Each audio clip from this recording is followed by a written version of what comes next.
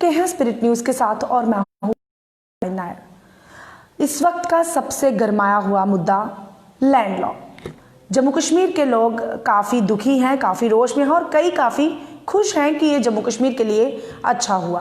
और हम लगातार आपको इस बात के बारे में रूबरू करवा रहे हैं, कई एडवोकेट्स के साथ बातचीत करवाकर और कई जो लीडर्स हैं उनके साथ करने के लिए मौजूद हैं। फॉर्मर जज हैं हमारे साथ, काफ़ी लॉ की नॉलेज भी रखते हैं और लैंड लॉ है, तो हमने सोचा क्यों ना हम इनसे बातचीत करते हैं कि इनका क्या कुछ कहना है। साथ ही साथ ये एनसी के लीडर भी हैं, इनसे बातचीत करते हैं कि किस तरह से ये इस बात को लेते हैं और क्या कुछ है। सर, सबसे पहले आपका बहुत बहुत स्वागत। शुक्रिया, बहुत बहुत शुक्रिया आपका। सर, जिस तरह से जम्मू कश्मीर में लैंड लॉ को लाया गया है, सबसे पहले आपकी उसके बारे में क्या टिप्पणी रहेगी? देखो, लैंड लॉज लाने के लिए मुझे कोई एतराज़ नहीं है। एतराज़ इस बात पे है कि जो रिस्ट्रिक्शंस थी हमारे ऑलरेडी जो लैंड लॉज यहाँ थे, जिस तरह सेक्शन 4 थी एलिनेशन ऑफ लैंड एक्ट की, सेक्शन 17 थी big landed estate abolition act की, ये रिस्ट्रिक्ट करती थी कि बैरून रियासत ज़मीन नहीं खरीद सकता है। उस पर हमें एतराज़ है। बाकी लैंड लॉज जो हैं वो तो पहली बात तो ये है कि लैंड लॉज डोमेन है स्टेट। वो स्टेट का हक बनता है कि वो इस पर कानून बनाए। तो जब स्टेट लेजिस्लेचर है नहीं है तो आप हर चीज़ जो है वो उल्टा कर रहे हो उसको। आपने जब 370 को एब्रोगेट किया तो उस वक़्त भी ना तो असेंबली थी ना कॉन्स्टिट्यूट असेंबली, जो 370 की क्लास 3 में आता है कि 370 को अमेंड करने के लिए यहाँ की कॉन्स्टिट्यूट असेंबली की कंसेंट लाजम थी। आपने उसको सबवर्ट किया पूरे प्रोसेस को, और पावर्स जो कॉन्स्टिट्यूट असेंबली की थी वो गवर्नर ने इख्तियार की। गवर्नर जो एक मरकज़ का नॉमिनल हेड था, तो गवर्नर ख़ुद को ही अपनी उसने कंसेंट देकर उसको एब्रोगेट। लैंड लॉज का मामला था, ये प्रोप्राइटरी भी डिमांड करती है और कॉन्स्टिट्यूशनल जो फेडरल हमारा कॉन्स्टिट्यूशन जो है वो कज़ाई फेडरल है। सुप्रीम कोर्ट ने भी ये कह दिया कि डोमेन जो है वो sphere of the law making sphere is well defined between centre and the state. तो जब ये रियासत का मामला था तो रियासत को ही छोड़ देना चाहिए था। हमें एतराज़ उस पर नहीं, एतराज़ इस पर है कि मैं अगर जाकर शिमला में जगह नहीं ख़रीद सकता, मैं अगर जाकर नॉर्थ ईस्ट में नहीं ख़रीद सकता ज़मीन, मैं अगर जाकर नागालैंड में ज़मीन नहीं ख़रीद सकता, अगर आप आइन की 371 आर्टिकल को देखोगे, 371 आर्टिकल में तकरीबन 8 से 9 रियासतें ऐसी हैं जिनको ये स्पेशल प्रिविलेज दिया गया है। तो फिर जम्मू के लोगों को क्यों नहीं जी? अगर आप तारीख़ी पस मंज़र में जाएंगे तो सबसे पहले ये रिस्ट्रिक्शन महाराजा गुलाब सिंह जी ने 1886 में एक आर्टिकल 226 ऑर्डर नंबर 226 बनाया था। उस ऑर्डर रिस्ट्रिक्ट किया था कि रियासत बैरून रियासत यानी गैर मुल्की कोई भी जो है वो यहाँ मॉर्टगेज नहीं ले सकता। उसके पीछे जो बैकग्राउंड ये थी कि यहाँ जितनी भी ये बनास्पति उगाने वाले एरिया था, ये लोग पटा पर पंजाबी लोग लेते थे और थोड़ी बहुत रकम दे देते थे लोगों को, यहाँ के लोगों को, क्योंकि यहाँ के लोग गरीब थे और जो उसकी पैदावार होती थी वो एक्सपोर्ट करते थे, वो बैरून मुल्क भेजते थे, ख़ासकर यूके में, वलायत में, क्योंकि उस वक़्त हिंदुस्तान पे अंग्रेज़ों का राज था। तो महाराजा ने उस वक़्त रिस्ट्रिक्ट कर दी। जब मॉर्टगेज रिस्ट्रिक्ट कर दी तो बैरून रियासत जितने भी लोग थे उन्होंने फिर क्या किया कि मॉर्टगेज नहीं, उन्होंने करना शुरू कर दी, ज़मीन को ख़रीदना शुरू कर दिया। तो उस पर एक जहाँ जम्मू में एक एजिटेशन हुई थी और 1927 में महाराजा ने फाइनली सेल पर भी पाबंदी लगा दी और नौकरी पर भी पाबंदी लगा दी।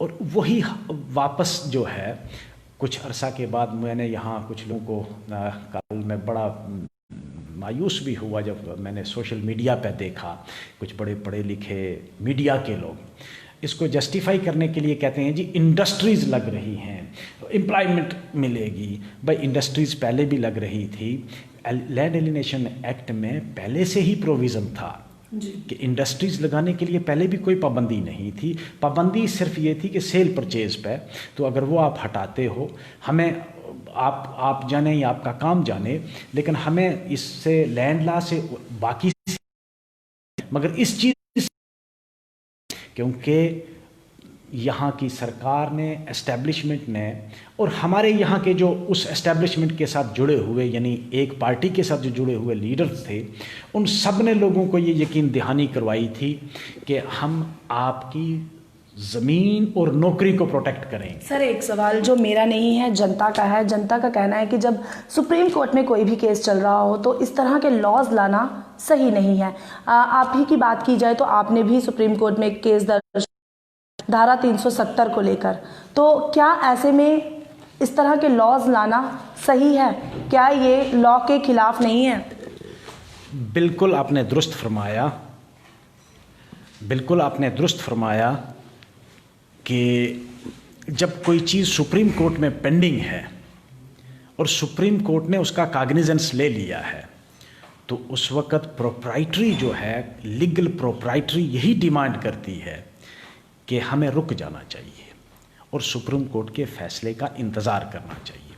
लेकिन बदकिस्मती ये है कि आजकल के दौर में सुप्रीम कोर्ट का भी कोई इंतज़ार नहीं कर रहा, क्योंकि वो सोचते हैं कि सुप्रीम कोर्ट भी हमसे बाहर नहीं जा सकता। हालांकि ये बिल्कुल गलत है। मैं खुद पटिशनर हूँ और मैंने एक पटिशन खुद भी की है 370 के उस जो इन्होंने एब्रोगेट किया उसको चैलेंज किया है, और वो पिटीशन अब फाइनल हियरिंग के लिए लगनी थी। अदरवाइज़ उसमें तमाम जितने भी लवाजमात थे बाकी वो पूरे हो गए हैं और वो फाइनल लिस्टिंग होनी है। जिस दिन भी सुप्रीम कोर्ट खुलेगा तो मैं तो सोच रहा हूँ कि मैं उसमें कोई करूँगा, एक अर्जेंसी मीमो भी मैं पेश करूँगा कि भाई हमें सुना जाए, चाहे एक ही केस को सुना जाए, उसको इस केस को सुना जाए, क्योंकि अब ये लोग जो हैं ये हर आए दिन कोई न कोई नया कानून वहाँ से बैठ के बना के यहाँ इम्पोज कर रहे हैं। बुनियादी तौर पर दुनिया में जितने भी कानून हैं वो कानून लोगों के लिए हैं और लोगों को पूछ के बनाए जाते हैं। जम्मू कश्मीर एक वाहिद ऐसी जो पहले रियासत थी, पहले मुल्क था, एक रियासत थी, फिर आज यूनियन टेरिटरी है, जहाँ लोगों से कोई नहीं पूछा जाता, हुक्मनामा दिल्ली से जारी होता है और हमें उसको तस्लीम करना पड़ता है। लेकिन अब मुझे लग रहा है कि लोग जो हैं ये महसूस करना शुरू हो गए हैं कि हमारे बच्चों की नौकरियां तो गई, अब हमारे बच्चों की ज़मीनें भी जा रही हैं। तो इसके ज़मीन और नौकरी दो बड़े कंसर्न थे जम्मू के लिए, क्योंकि जम्मू एक छोटा सा इलाका है और पॉपुलेशन पहले से ही बहुत ज़्यादा है। मेरा जो अपना ख़दशा है कि भाई हम लोग जम्मू में इससे ज़्यादा इफ़ेक्ट होंगे, क्योंकि जम्मू में बैरून रियासत या बैरून यूनियन टेरिटरी जम्मू के 3-4 डिस्ट्रिक्ट्स में, जिसमें पुंछ रजौरी भी आता है, जम्मू है, कठुआ है, तो ये लोग यहाँ आप देखोगे कि बाहर के लोगों की बहुत बड़ी तादाद है जो पिछले कई सालों से, कई दहाइयों से, बल्कि किसी को 30 साल हो गए, किसी को 40 साल हो गए, वो यहाँ बैठे हुए हैं। तो जाहिर सी बात है जब उनको आप ज़मीन खरीदने के लिए अब इजाज़त मिल जाएगी तो उन्होंने वापस अब जाना नहीं, उन्होंने यहीं है। तो उससे क्या होगा, हमारा जो यहाँ का जो कल्चर है एक तो वो भी ख़त्म हो जाएगा। एम्प्लॉयमेंट जो हमारे लोकल लोगों को, यहाँ लोकल लोगों के साथ नाइंसाफ़ी तो हुई है, अभी और होनी है। और कुछ अरसा के बाद ये जो पॉलिटिकल पावर है ये भी शिफ्ट हो जानी है बाहर के लोगों को। मेरा ये मानना है कि भाई 5 साल के बाद यहाँ कारपोरेटर्स जो हैं 50% बाहर के लोग होंगे और 50% हम बचेंगे और 80% भी कम होते जाएंगे। चलिए आखिरी सवाल, कल्चर की बात की कि कल्चर हमारा खत्म होगा, लेकिन बात करें जिस खित्ते से आप हैं, राजौरी की बात करें, पुंछ की बात करें, रियासी की बात करें, यहाँ कई हमारे यहाँ पर बैकवर्ड एरियाज़ हैं, वो बच्चे उन लोगों को कैसे compete करेंगे जो बाहर से आएंगे, किस तरह से उनका फ्यूचर रहेगा आगे आने वाले समय में? बिल्कुल आपका खदशा दुरुस्त है कि जो बच्चे बाहर के हैं वो compete करना बहुत मुश्किल है। जब आप फ्लड गेट खोल दिया आपने कि पूरे हिंदुस्तान के बच्चे, जिसके भी बच्चे 10 साल पढ़ा होगा, 15 साल यहाँ रह रहा होगा या की होगी, तो उसके साथ compete करना है तो वो बहुत मुश्किल काम है। लेकिन मैंने कहा कि भाई खाली एम्प्लॉयमेंट ही नहीं गई, सब कुछ चला गया। कल्चर जो हमारा जम्मू प्रोविंस का, अब चाहे वो रियासी हो, चाहे वो पुंछ हो, चाहे रजौरी हो, हमारी एक लिंग्विस्टिक एफिनिटी है और हम जम्मू को मतलब अपना घर समझते हैं। और जम्मू की जो डोगरी ज़बान है, ये आप कह लो कि भाई सिस्टर लैंग्वेजेस हैं, पंजाबी, डोगरी, पुंछी। तो हमें एक अपनीयत सी लगती है जब हम कोई डोगरी ज़बान बोलता है या हम पुंछी बोलते हैं जब, तो हमें एक दूसरे की ज़बान समझने में कोई मुश्किल नहीं आती। तो एक मिक्स्ड सा कल्चर था जिसमें पुंछी अगर कोई बोलता है तो वो उसमें डोगरी भी है, और जब डोगरी बोलता है तो उसमें पुंछी भी है, पंजाबी भी है। पुंछी जो है वो पंजाबी से बहुत मिलती जुलती है। तो एक मतलब कल्चरल एफिनिटी है। और जो कंसर्न पुंछ रजौरी में भी मैंने देखा लोगों में यही है कि हमारा जो एक कल्चर था वो ख़त्म हो जाएगा। और ये जो कुछ लोगों को सूट करता है कि वो ये कहते हैं कि नहीं जी इससे डेमोग्राफी चेंज होगी। देखो इसमें मुझे नहीं लगता है कि बहुत जल्द कश्मीर में कोई नुकसान होने वाला है। जो भी नुकसान होना है ज़्यादातर वो जम्मू में ही होना है। कश्मीर में मुझे नहीं लगता है कि भाई ये कुछ लोगों को जो ये बताया जा रहा है कि कश्मीर में, तो कश्मीर में कौन जाएगा भाई? इन हालात में कोई जाना चाहता है? मैं नहीं जाना चाहता वहाँ, मेरी वहाँ लैंग्वेज नहीं मिलती, कल्चर नहीं, मैं कश्मीरी समझ नहीं सकता। तो बाहर का आदमी कहाँ हिम्मत करेगा? मैं जम्मू कश्मीर का बाशिंदा होकर मैं नहीं जा सकता, तो बाहर का कोई आदमी कश्मीर में तो किसी ने जाना नहीं है। ये जितना भी इन्वेजन होना है, कल्चर हो, एम्प्लॉयमेंट हो, हमारे साथ जम्मू में। बहुत बहुत धन्यवाद।